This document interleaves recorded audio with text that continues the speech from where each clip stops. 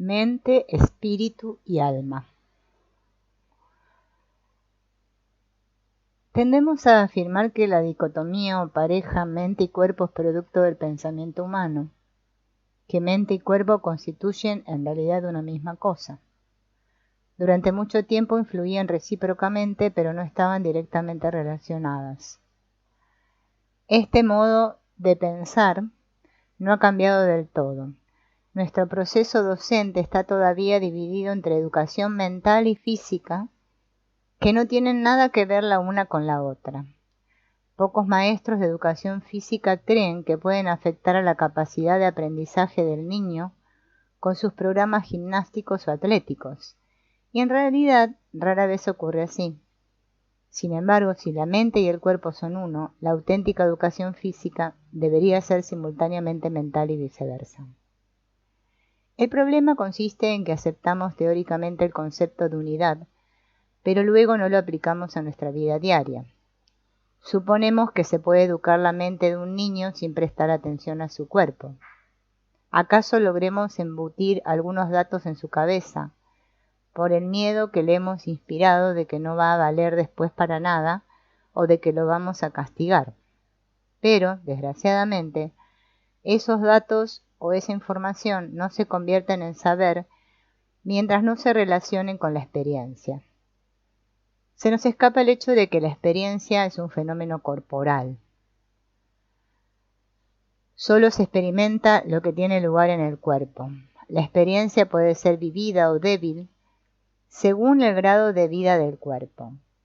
Cuando lo que ocurre en el mundo exterior afecta al cuerpo, el individuo lo experimenta, pero la experiencia que en realidad le llega es su efecto en el cuerpo.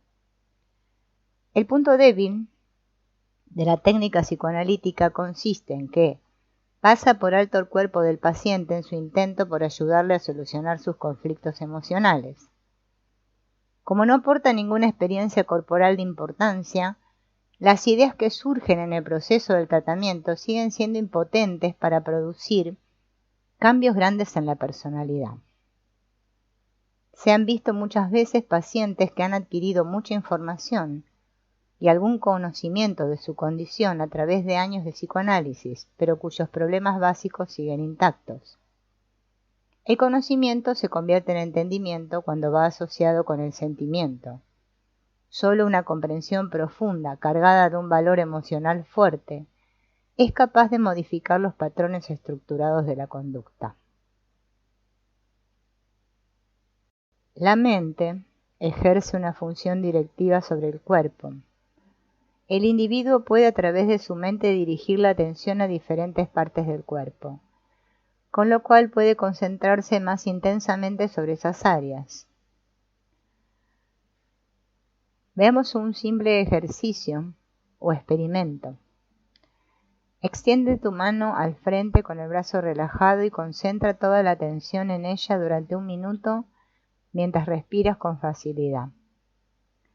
Y experimentarás de una manera distinta la mano. Sentirás en ella una corriente que ahora se carga y produce una sensación de cosquilleo. Puede empezar a vibrar o temblar un poco. Si sientes eso, se comprenderá que se ha dirigido una corriente de excitación o energía a la mano. Otra experiencia distinta puede ser apretar los dedos estirados de una mano contra los de la otra, manteniéndolas lo más lejos posible del cuerpo, sin perder ese contacto. Luego deben volverse las manos hacia adentro de forma que señalen al pecho e irlas acercando sin que dejen de tocarse. Después se sostiene durante 1 minuto esta posición de hiperextensión mientras se respira con facilidad. Al terminar el minuto, las manos se relajan y aflojan. Puede volverse a sentir la corriente, la carga, el cosquilleo y la vibración. Practicando este ejercicio corporal se podrá observar además que la atención está concentrada en las manos porque ha aumentado su carga. Están en un estado de tensión o carga mayor. Si se acercan poco a poco hasta que las palmas queden a 5 u 8 centímetros en estado totalmente relajado, pero cargadas todavía, se sentirá entre ellas la carga como algo denso. La mente puede dirigir la atención hacia adentro o hacia afuera, hacia el cuerpo o hacia los objetos externos. La energía se enfoca de hecho sobre uno mismo o se proyecta sobre el mundo exterior. El individuo sano puede variar de concentración entre estos dos puntos con facilidad y rapidez, de forma que al mismo tiempo es consciente de su cuerpo y del medio que lo rodea. Cae en la cuenta de lo que le está ocurriendo y al mismo tiempo de lo que está pasando a los demás. Pero no todos tienen esta capacidad. Algunos piensan demasiado en sí mismos y desarrollan una autoconciencia embarazosa. Otros, en cambio, se fijan tanto en lo que está ocurriendo en torno suyo que pierden la conciencia de sí mismos. Así ocurre frecuentemente con los individuos hipersensitivos. Ser consciente del propio cuerpo es uno de los principios de la bioenergética, porque sólo de esta manera se sabe quién es uno, es decir, se conoce la propia mente. En esto la mente funciona como un órgano perceptivo y reflexivo que siente y define el propio estado de ánimo, los sentimientos y deseos propios, etc. Conocer la propia mente es saber lo que se quiere o lo que se siente. Cuando las acciones de las personas están influidas por otras y no por sus propios sentimientos, no tienen mente propia. Cuando el individuo no puede decidirse o tomar una determinación, es que tiene conciencia de dos sentimientos opuestos, igualmente fuertes. En estos casos la decisión es imposible casi siempre, hasta que un sentimiento se imponga al otro. Perder la mente, como ocurre en la locura, es no saber lo que uno siente. Así pasa cuando la mente está abrumada de sentimientos que no puede aceptar y no se atreve a concentrarse sobre ellos. Entonces el individuo separa o disocia su percepción consciente del cuerpo. Puede quedar despersonalizado o proceder a tontas y a locas sin freno y abandonando todo intento de recuperar el propio dominio. Cuando la persona no presta atención a su cuerpo, es que tiene miedo de percibir o sentir sus propias emociones. Cuando son de carácter amenazador, generalmente las suprime por medio de tensiones musculares crónicas que no permiten circular o expansionarse a la excitación ni realizar movimientos espontáneos en las zonas interesadas. La gente reprime muchas veces su miedo porque tiene un efecto paralizante, su furia porque es demasiado peligrosa y su desesperación porque ejerce una influencia demasiado desalentadora. También reprimen su conciencia del dolor, como cuando han experimentado un desengaño, porque no pueden tolerar tal sufrimiento. La represión del sentimiento disminuye la excitación del cuerpo y la capacidad de la mente para concentrarse. Es la causa principal de la pérdida del poder mental. La mayor parte de las veces nuestra mente está preocupada por la necesidad de conservar su control a expensa de sentirse con más vida. La mente y el espíritu están también relacionados. El grado de espíritu que tiene el individuo está determinado por su vivacidad y vibración, es decir, por el grado de energía que tenga. La relación entre energía y espíritu es inmediata. Cuando la persona se excita y su energía aumenta, también se eleva su espíritu. A esto le llamamos que una persona está exaltada. Podríamos definir el espíritu como la fuerza vital de un organismo manifestada en la autoexpresión del individuo.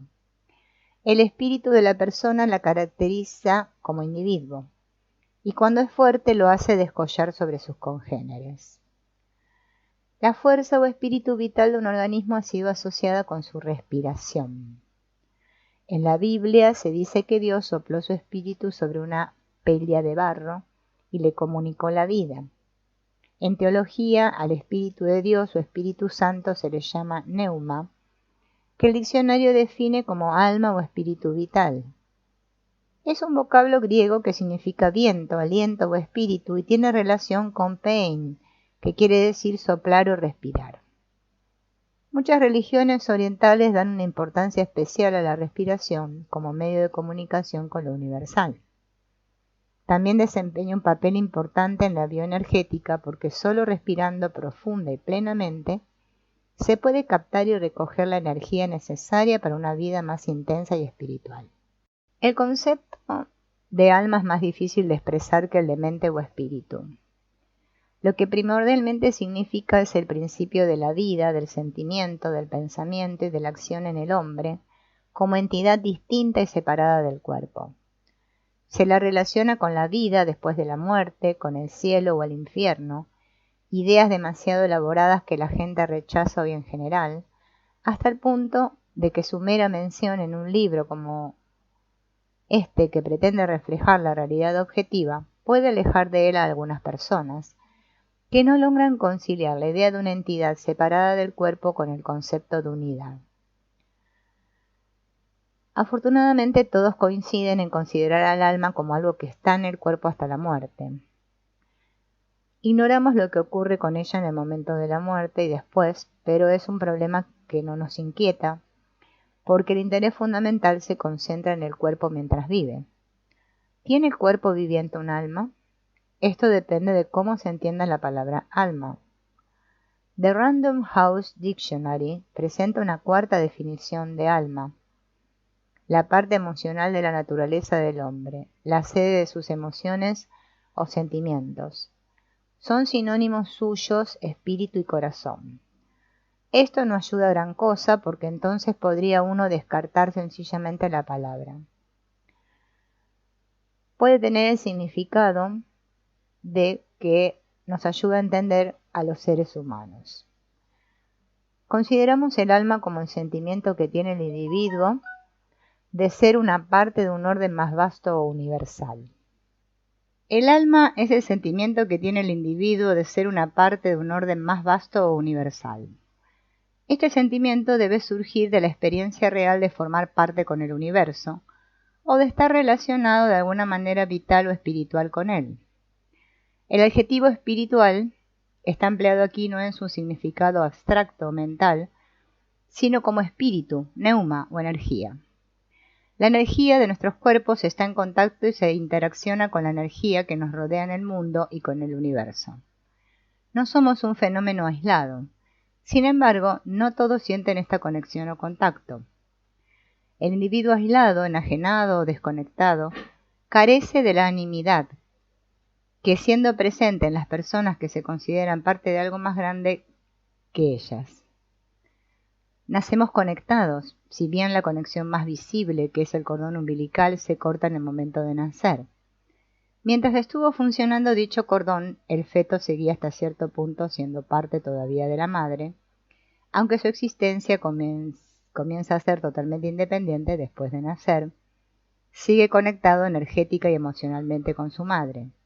Reacciona a sus excitaciones y siente y es afectado por su estado de ánimo. El infante siente su unión y conexión con la madre. Tiene un alma que se asoma muchas veces a su profunda mirada. El crecimiento es la expansión en múltiples niveles. Créanse y experiméntanse nuevas conexiones. La primera es con los demás miembros de la familia. Una vez establecida esta conexión, hay un intercambio energético entre el infante y cada persona de la familia, además de una conexión con ésta como grupo. Se va haciendo parte de su propio mundo, tanto como del de los demás. Al aumentar su conciencia e intensificarse sus contactos, la persona va desarrollando círculos cada vez más anchurosos de relaciones. Acepta y se identifica con el mundo de las plantas y de los animales, con la comunidad en la que vive, que se convierte en la suya, lo mismo que él se hace su miembro, etc. Así continúan ampliándose los círculos al ir aumentando el individuo en edad. Si no cercena este importante vínculo, sentirá que pertenece al gran orden natural de nuestra tierra. Y lo mismo que él pertenece a ella le pertenece a él. En otro nivel de pensamiento, la pequeña comunidad va ensanchándose hasta abarcar a la nación y luego el mundo de la humanidad. Más lejos quedan las estrellas y el universo. En los ojos de las personas mayores se refleja a veces una expresión de distancia, como si tuviesen la mirada concentrada en los cielos. Diríase que cuando la vida se aproxima a su fin, el alma se pone en contacto con su lugar final de descanso. Al expandirse la conciencia, incorpora más valores del mundo externo a la psique y a la personalidad del individuo. El organismo recién nacido es energética y psíquicamente como una flor que va desplegándose y abriéndose poco a poco al mundo. En este sentido, el alma está presente en el nacimiento, pero como comienzo, nada más. Como un aspecto del organismo, ella también pasa por el proceso natural de crecimiento y maduración, al fin del cual queda identificada totalmente con el cosmos y pierde su calidad individual. Podemos aceptar la posibilidad de que al sobrevivir la muerte, la energía liberada del organismo abandona el cuerpo para fundirse con la energía universal o cósmica. Decimos entonces que el alma se separa del cuerpo. La vida llega al mundo como ser, pero el ser, este ser, parece carecer de plenitud, de realización. Un paciente una vez lo expresó: ser no basta, yo quiero pertenecer. Pertenecer a algo y no lo siento así. La expansión del ser por el mundo, por medio de identificaciones y relaciones, provoca el sentimiento de pertenecer.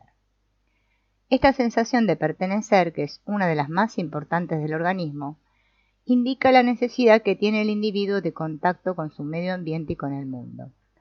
Por medio del pertenecer, el alma escapa a la angosta limitación del yo, sin perder el sentido de sí mismo o de ser, que es nuestra existencia individual.